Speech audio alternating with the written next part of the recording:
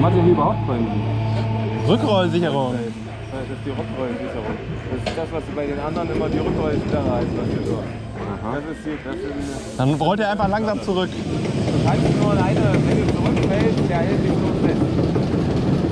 Du würdest jetzt in der Höhe... Ah, herrlich.